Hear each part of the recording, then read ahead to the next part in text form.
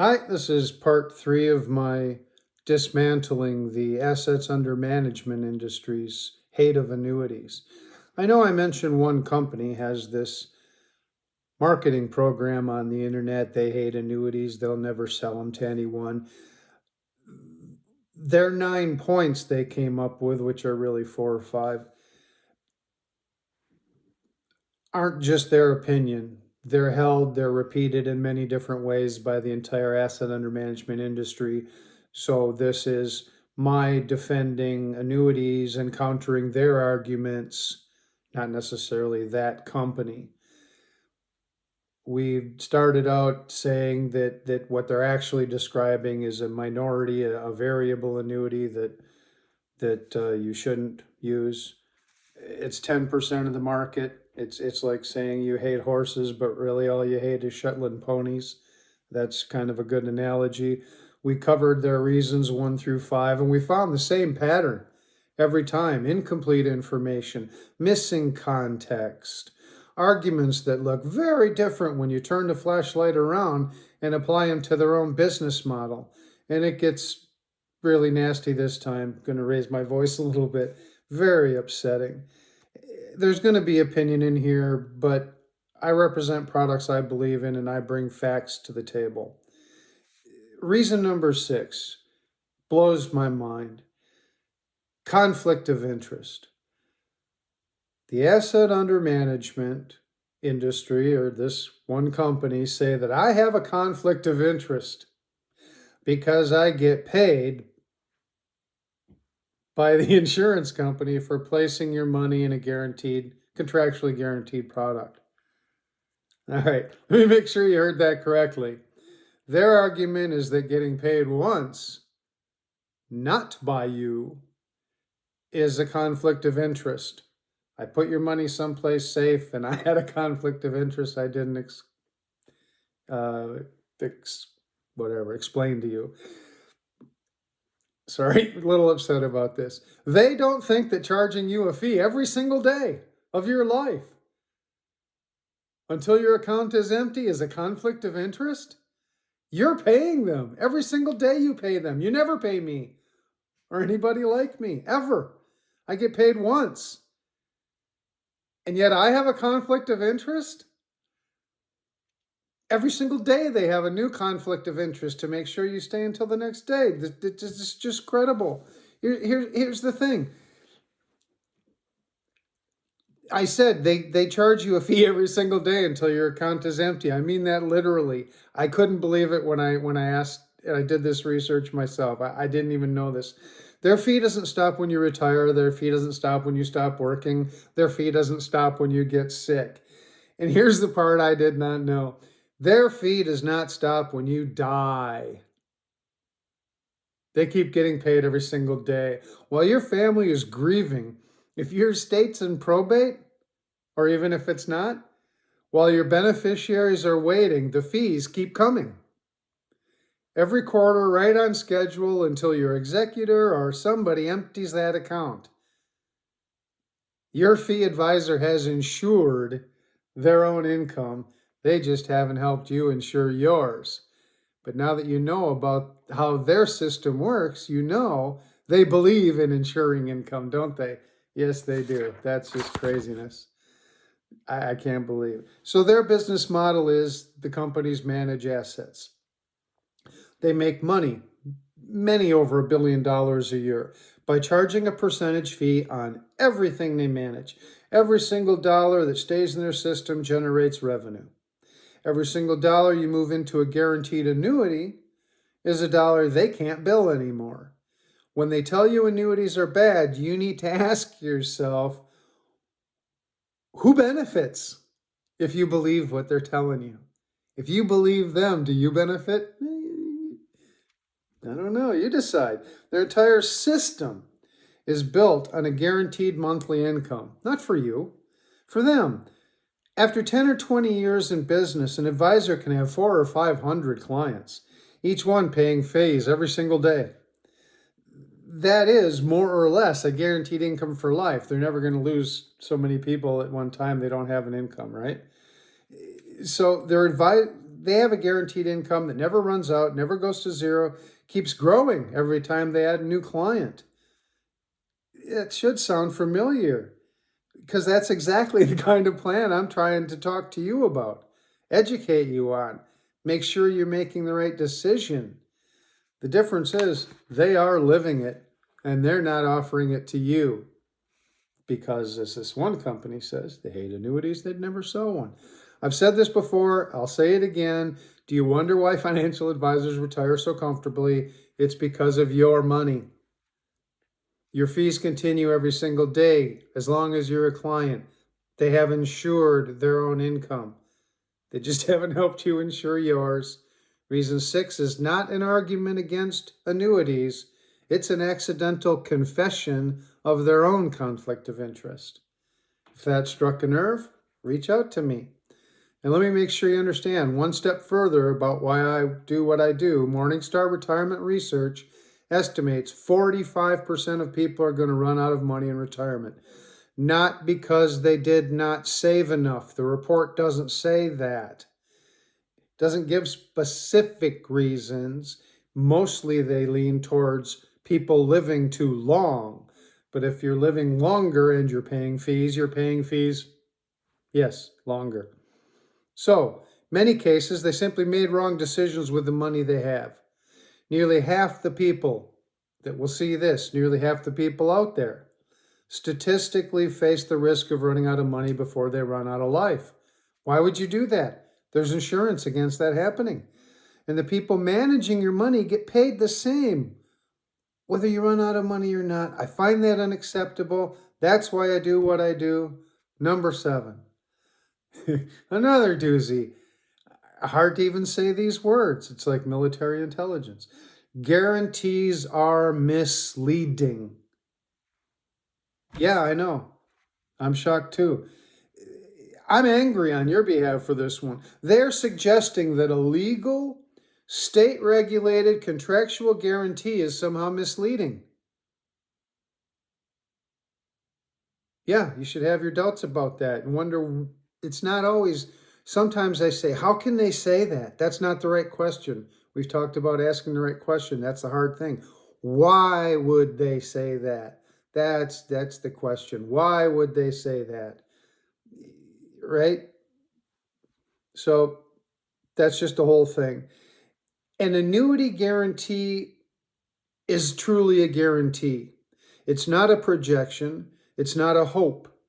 It's not a model portfolio based on historical averages that may or may not ever come true again. It's a legal binding contract with a specific dollar amount that an insurance company is obligated by law to pay you for as long as you live, regardless of what the market does. Their performance projections, the assets under management, they're opinions. They are hopes, dressed up in charts. Managed money can and does lose money. It has no legal obligation to perform. They've violated no agreement if you lose 75% of your money, like NASDAQ in the early 2000s. All right? Lost my place. Anyone who calls a state-regulated legal contract misleading is, whether they realize it or not, suggesting that state insurance regulators are incompetent. That's what they need you to believe to be on their side of the fence. Think of it as a tennis match. They're trying to get you on their side of the net to agree with you. That's ridiculous. They're telling you state insurance regulators are incompetent. And as soon as you believe that, that's the only time you can go over and understand guarantees misleading. I can't believe they're allowed by law to say that. I really can't. Reason 7, gone. Very frustrating. And while we're on the subject of guarantees, I said earlier, contractually guaranteed insurance company to pay you. What if they run out of money? You always hear that statement based on the claims paying ability of the company. All right, let's go into that a little bit. It's a fair point, deserves an answer. The insurance companies out there, the ones that I work with, are A-rated. You may not know them all, but you know New York Life, around $1 trillion in retirement assets. You may have heard of Athene, Athene, huge company that I do work with, all top ratings, A plus, A plus, A plus. They hold over 400 billion. These are not small operations, but there are some out there.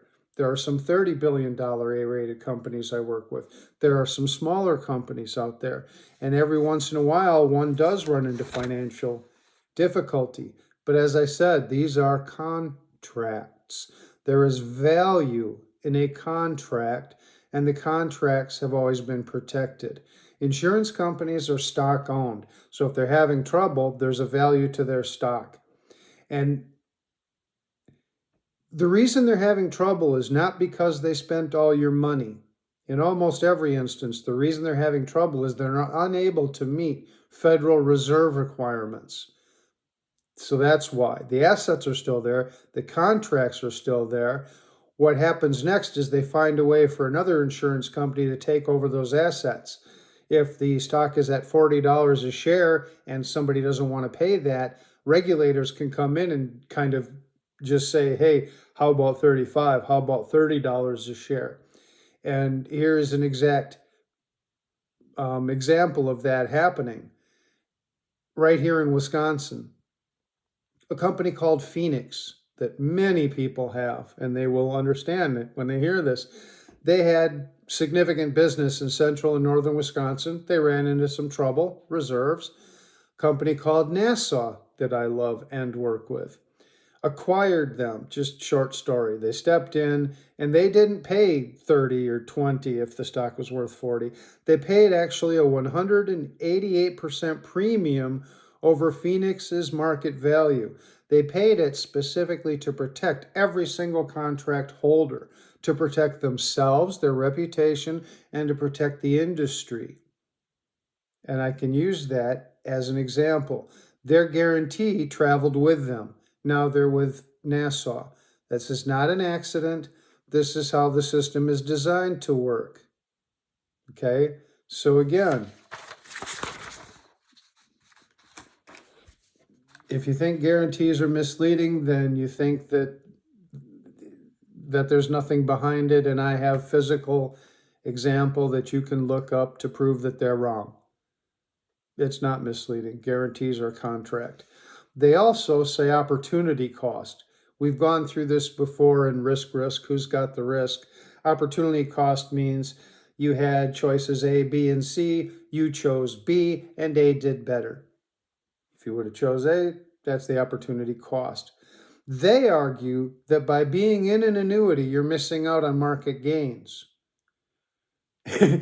So they're saying that never losing a penny is not as good as being theoretically 100% exposed to the possibility of loss.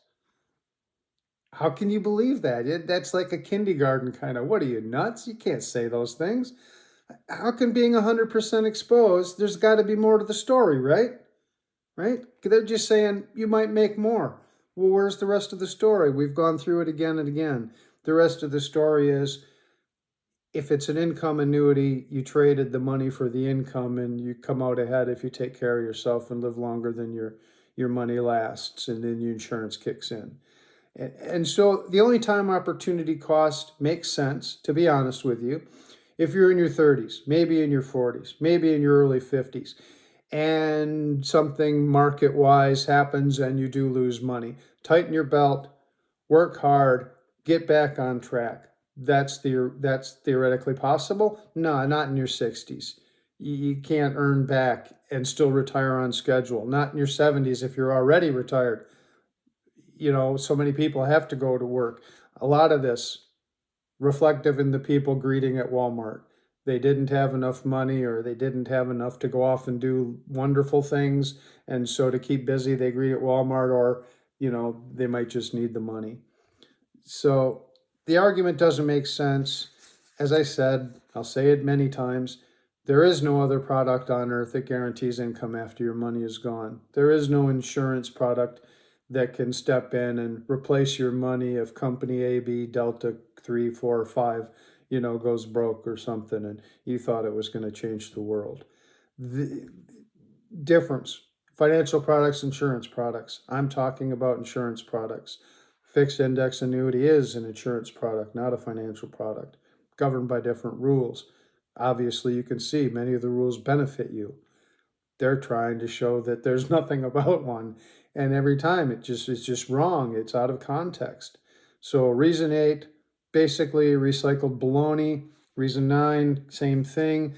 Long lockup period. Well, this is the same darn thing as illiquidity and surrender charges.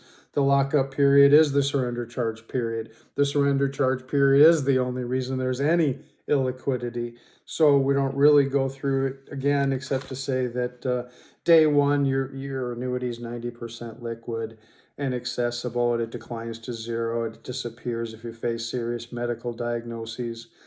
And here's the thing: they state that annuities are not ideal for unpredictable retirement needs. Neither is a 30% market loss at age 68.